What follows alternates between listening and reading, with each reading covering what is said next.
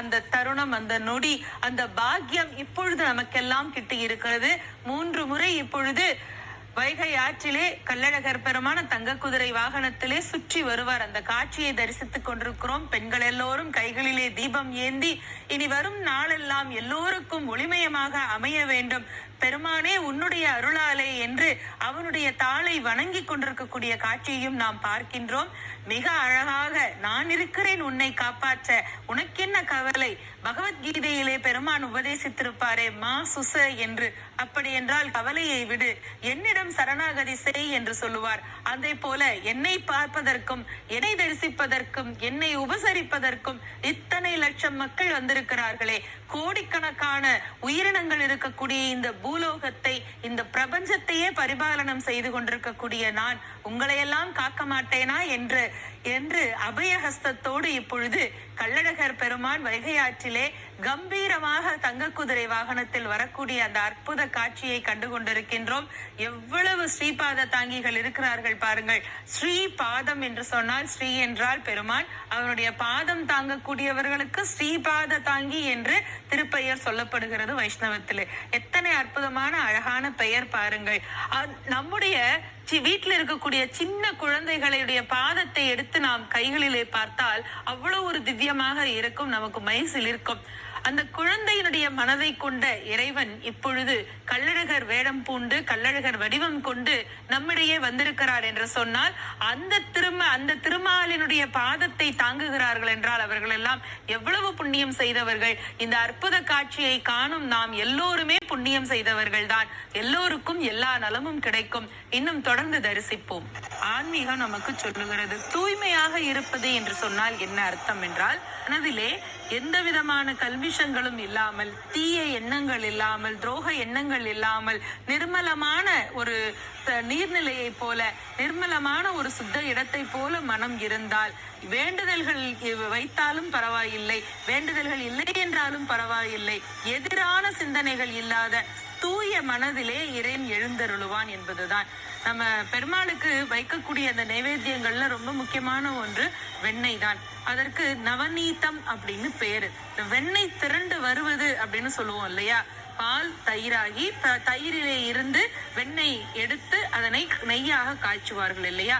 அந்த வெண்ணெய் திரண்டு வந்து அதை எடுக்கிற பொழுது நீங்க கவனித்தீர்கள்னா தெரியும், இந்த வெண்ணெயை எடுத்து தொன்னையில வைத்தா அந்த வடிவத்துல இருக்கும், பாத்திரத்துல வச்சா அந்த வடிவத்துல இருக்கும், ஒரு தூக்குவாளியில போட்டோம்னா அந்த வடிவத்துல இருக்கும். அது எதை குறிக்கிறது என்று சொன்னால், இந்த உலக வாழ்க்கை என்னும் இந்த பந்தத்திலே நல்வினையும் இருக்கும், தீவினையும் இருக்கும். இந்த ரெண்டும் நமக்கு மத்து மாதிரி இருந்து கடைதான் நம்மை போட்டு. அப்படி கடையிற பொழுது இங்கேயும் அங்கேயும் நம்மை அலக்கழிச்சு, நல்வினையும் ஒரு பக்கம் தீவினை ஒரு பக்கம், ரெண்டு பக்கமும் அந்த கயிறுடைய தாம்பு மாதிரி நம்மை போட்டு இந்த வாழ்க்கை, உலக வாழ்க்கை கடைகிறது.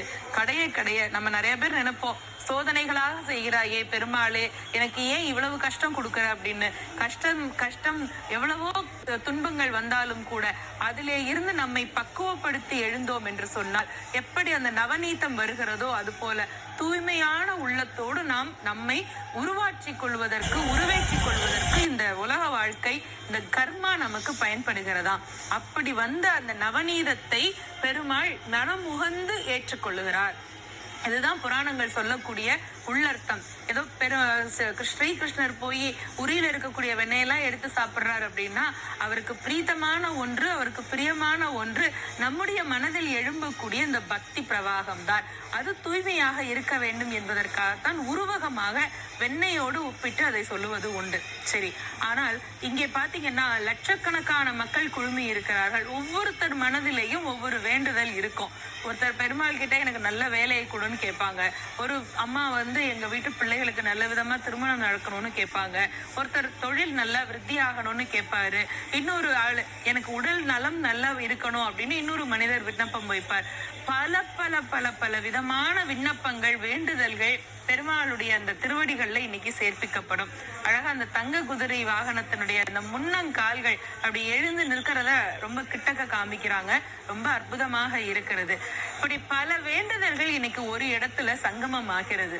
இப்படி இருக்கிற பொழுது இதை எப்படி நம்முடைய ஆன்மீகம் சொல்லுகிறது என்று சொன்னால், தனித்தனியாக பக்தி செய்து பகவானிடம் நமக்கு வேண்டியவற்றை பெறுவது என்பது ஒரு பாவம், நம்முடைய பக்தி பாவம் அதை சொல்லுவார்கள் என்று. ஆனால் தான் மட்டும் பெற்றுக்கொள்ள கூடாது, தான் மட்டும் உய்வு பெற்றால் போதாது, உலக மாந்தர்கள் எல்லாரும் உய்வு பெற வேண்டும் என்கின்ற ஒப்பற்ற உயர்ந்த எண்ணத்தில் தான் இது மாதிரியான திருக்கோவில்கள், வழிபாடுகள், திருவிழாக்கள், பண்டிகைகள் எல்லாம் நமக்கு உருவாக்கப்பட்டது.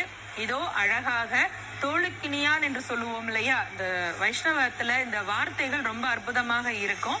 அந்த தோளுக்கினியானோடு அடியவர்கள் எல்லாம் பெருமாளை தூக்கி கொண்டு தங்க குதிரை வாகனத்திலே அற்புதமாக வைகை ஆற்றிலே இப்பொழுது கள்ளழகர் பெருமான் இறங்கக்கூடிய அந்த காட்சியை நாம் கண்டு தரிசித்துக் கொண்டிருக்கின்றோம். அந்த தருணம், அந்த நொடி, அந்த பாக்கியம் இப்பொழுது நமக்கெல்லாம் கிட்டி இருக்கிறது. 3 முறை இப்பொழுது வைகை ஆற்றிலே கள்ளழகர் பெருமான தங்க குதிரை வாகனத்திலே சுற்றி வருவார். அந்த காட்சியை தரிசித்துக் கொண்டிருக்கிறோம். பெண்கள் எல்லோரும் கைகளிலே தீபம் ஏந்தி இனி வரும் நாளெல்லாம் எல்லோருக்கும் ஒளிமயமாக அமைய வேண்டும் பெருமானே உன்னுடைய அருளாலே என்று அவனுடைய தாளை வணங்கி கொண்டிருக்கக்கூடிய காட்சியையும் நாம் பார்க்கின்றோம். மிக அழகாக நான் இருக்கிறேன் உன்னை காப்பாற்ற, உனக்கென்ன கவலை, பகவத்கீதையிலே பெருமான் உபதேசித்திருப்பாரே மா சுச என்று. அப்படி என்றால் கவலையை விடு, என்னிடம் சரணாகதி செய் என்று சொல்லுவார். அதே போல என்னை பார்ப்பதற்கும் என்னை தரிசிப்பதற்கும் என்னை உபசரிப்பதற்கும் இத்தனை லட்சம் மக்கள் வந்திருக்கிறார்களே, கோடிக்கணக்கான உயிரினங்கள் இருக்கக்கூடிய இந்த பூலோகத்தை, இந்த பிரபஞ்சத்தையே பரிபாலனம் செய்து கொண்டிருக்கக்கூடிய நான் உங்களையெல்லாம் காக்க மாட்டேனா என்று அபயஹஸ்தத்தோடு இப்பொழுது கள்ளழகர் பெருமான் வைகை ஆற்றிலே கம்பீரமாக தங்க குதிரை வாகனத்தில் வரக்கூடிய அந்த அற்புத காட்சியை கண்டு கொண்டிருக்கின்றோம். எவ்வளவு ஸ்ரீபாத தாங்கிகள் இருக்கிறார்கள் பாருங்கள்.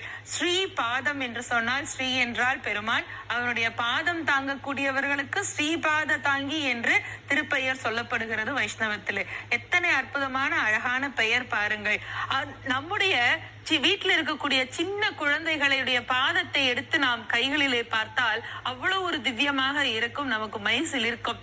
அந்த குழந்தையினுடைய மனதை கொண்ட இறைவன் இப்பொழுது கள்ளழகர் வேடம் பூண்டு கள்ளழகர் வடிவம் கொண்டு நம்மிடையே வந்திருக்கிறார் என்று சொன்னால், அந்த திருமாலினுடைய பாதத்தை தாங்குகிறார்கள் என்றால் அவர்கள் எல்லாம் எவ்வளவு புண்ணியம் செய்தவர்கள். இந்த அற்புத காட்சியை காணும் நாம் எல்லோருமே புண்ணியம் செய்தவர்கள் தான். எல்லோருக்கும் எல்லா நலமும் கிடைக்கும். இன்னும் தொடர்ந்து தரிசிப்போம். ஆன்மீகம் நமக்கு சொல்லுகிறது, தூய்மையாக இருப்பது என்று சொன்னால் என்ன அர்த்தம் என்றால், மனதிலே எந்த விதமான கல்விஷங்களும் இல்லாமல், தீய எண்ணங்கள் இல்லாமல், துரோக எண்ணங்கள் இல்லாமல், நிர்மலமான ஒரு நீர்நிலையை போல, நிர்மலமான ஒரு சுத்த இடத்தை போல மனம் இருந்தால், வேண்டுதல்கள் வைத்தாலும் பரவாயில்லை, வேண்டுதல்கள் இல்லை என்றாலும் பரவாயில்லை, எதிரான சிந்தனைகள் இல்லாத தூய மனதிலே இறைவன் எழுந்தருளுவான் என்பதுதான். நம்ம பெருமாளுக்கு வைக்கக்கூடிய அந்த நைவேத்தியங்கள்ல ரொம்ப முக்கியமான ஒன்று வெண்ணெய் தான். அதற்கு நவநீதம் அப்படின்னு பேரு. வெண்ணெய் திரண்டு வருவது அப்படின்னு சொல்லுவோம் இல்லையா, பால் தயிராகி தயிரிலே இருந்து வெண்ணெய் எடுத்து அதனை நெய்யாக காய்ச்சுவார்கள் இல்லையா. அந்த வெண்ணெய் திரண்டு வந்து அதை எடுக்கிற பொழுது நீங்க கவனித்தீர்கள்னா தெரியும், இந்த வெண்ணெயை எடுத்து தொன்னையில வைத்தா அந்த வடிவத்துல இருக்கும், பாத்திரத்துல வச்சா அந்த வடிவத்துல இருக்கும், ஒரு தூக்குவாளியில போட்டோம்னா அந்த வடிவத்துல இருக்கும். அது எதை குறிக்கிறது என்று சொன்னால், இந்த உலக வாழ்க்கை என்னும் இந்த பந்தத்திலே நல்வினையும் இருக்கும், தீவினையும் இருக்கும். ரெண்டும் நமக்கு மத்து மாதிரி இருந்து கடைதான் நம்மை போட்டு.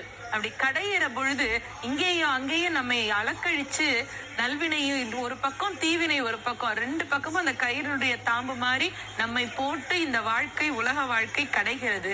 கடைய நம்ம நிறைய பேர் நினைப்போம், சோதனைகளாக செய்கிறாயே பெருமாளே, எனக்கு ஏன் இவ்வளவு கஷ்டம் கொடுக்குற அப்படின்னு. கஷ்டம் எவ்வளவோ துன்பங்கள் வந்தாலும் கூட அதிலே இருந்து நம்மை பக்குவப்படுத்தி எழுந்தோம் என்று சொன்னால், எப்படி அந்த நவநீதம் வருகிறதோ அது போல தூய்மையான உள்ளத்தோடு நாம் நம்மை உருவேற்றிக் கொள்வதற்கு இந்த உலக வாழ்க்கை, இந்த கர்மா நமக்கு பயன்படுகிறதா. அப்படி வந்த அந்த நவநீதத்தை பெருமாள் மனமுகந்து ஏற்றுக்கொள்ளுகிறார். இதுதான் புராணங்கள் சொல்லக்கூடிய உள்ளர்த்தம். ஏதோ ஸ்ரீகிருஷ்ணர் போய் உரியில இருக்கக்கூடிய வெண்ணையெல்லாம் எடுத்து சாப்பிடுறாரு அப்படின்னா அவருக்கு பிரீத்தமான ஒன்று, அவருக்கு பிரியமான ஒன்று நம்முடைய மனதில் எழும்பக்கூடிய இந்த பக்தி பிரவாகம் தான். அது தூய்மையாக இருக்க வேண்டும் என்பதற்காகத்தான் உருவகமாக வெண்ணெயோடு ஒப்பிட்டு அதை சொல்லுவது உண்டு. சரி, ஆனால் இங்கே பாத்தீங்கன்னா லட்சக்கணக்கான மக்கள் குழுமி இருக்கிறார்கள். ஒவ்வொருத்தர் மனதிலேயும் ஒவ்வொரு வேண்டுதல் இருக்கும். ஒருத்தர்